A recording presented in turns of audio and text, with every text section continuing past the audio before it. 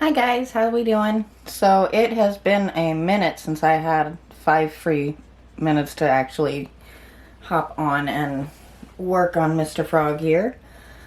So we're gonna finish him up, which the only thing we have left is his eyes. Please don't judge the blue paint on my hands. I was working on my chair a little bit earlier. We're gonna set this brush down because we're gonna need that. So I'm going to continue trying to keep him as close to realistic as possible with a kind of cartoony looking frog. And we're going to give him eyes that match the type of frog that he is. Which means instead of these white backs, we need a greenish gold, which I have mixed here. Let's see if I can get it to where you can actually see the greenish gold.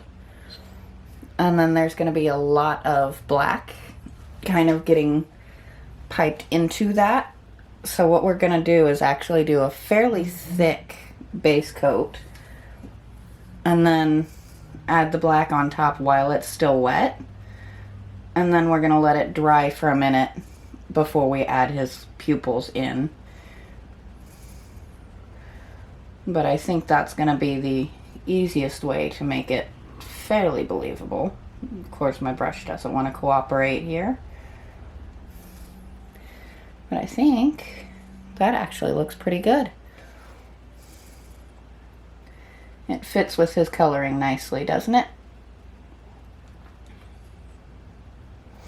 I have decided I put way too much work into this guy to throw a hat on the back of his head.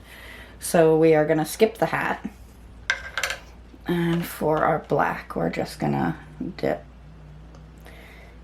in the, well, let me bring this up so you can actually see what we're doing.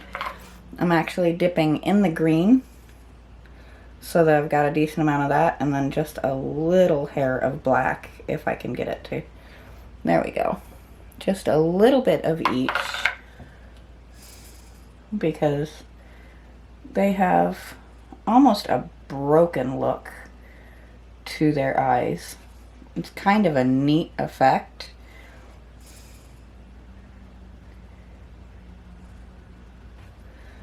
And I guess it's just like where we have the little red veins running through our eyeballs. A little more of the green, soften that up. And it'll look a lot more correct once we add his pupils on there, but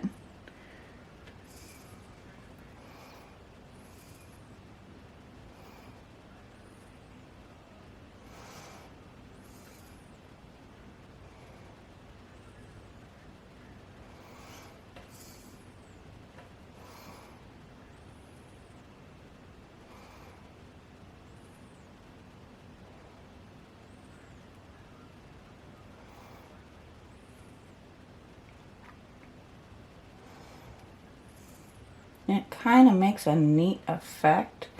It is harder to talk, actually, while concentrating on a detail like this, though. That's a definite. I think what we're going to do, since I've got my colors out, this might turn it a little bit more cartoony, but I feel like he needs the definition. We're going to just go right along the outside here with a touch of black. And I just realized you can't really see what I'm doing there, can you?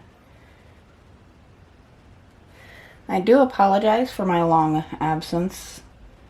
We were a bit short-staffed at work, so I've been pretty much working and sleeping and trying to keep house going. Yeah, I think outlining those eyes makes a big difference, doesn't it?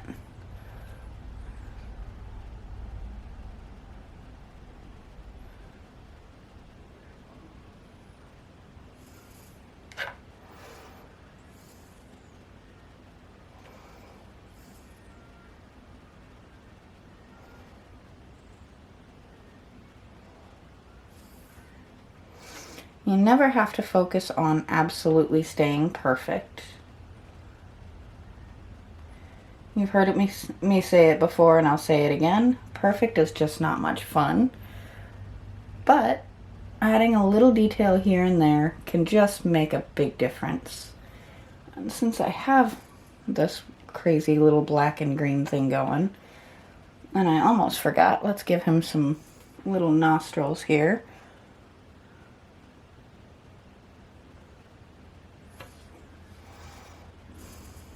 It's hard to tell, but they are actually even sculpted into the concrete. So let's see if I can get so you can actually see that he finally has a little nose.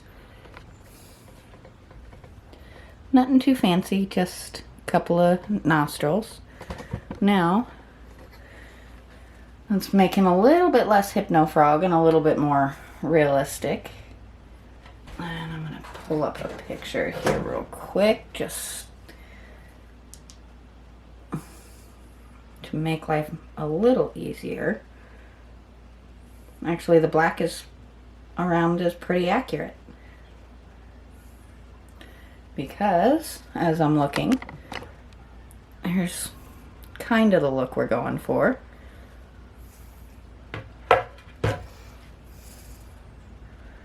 So we're just going to come across like this. That's just a thin line on either side.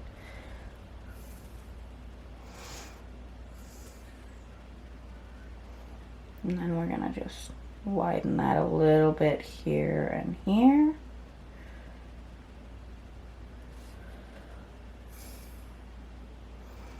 I think he needs a little bit more underneath. It doesn't need to be the purest of black, but it does need to at least suggest that he does in fact have eyes. I'll let that one sit for just a second while I try the other side.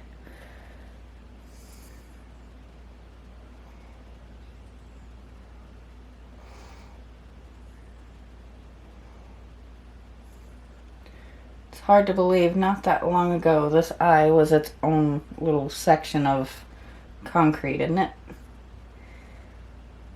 This little gentleman has just had a rough ride, but I think it's safe to say we cannot call him Frankenfrog anymore. So I think we're just going to do a couple of little details now.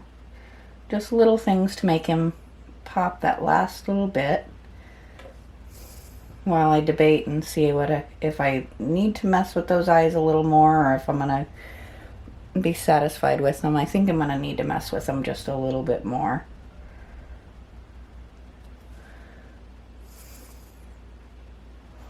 But I feel like his mouth needs a little bit more definition. Make him just a little happy frog.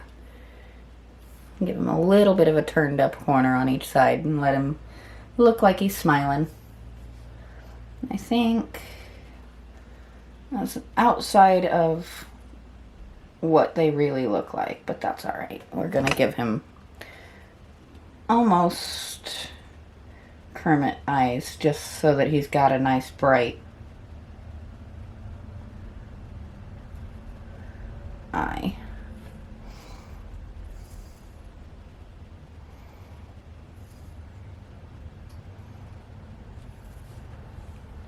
And there he is. We are Frankenfrog no more. I think this gentleman is definitely going to live in the flower gardens that I'm going to be starting up very shortly.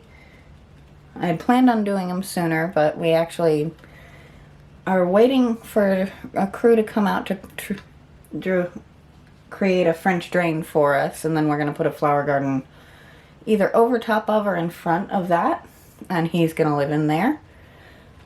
Either that or he's going to live over in my little tea garden that I plan on creating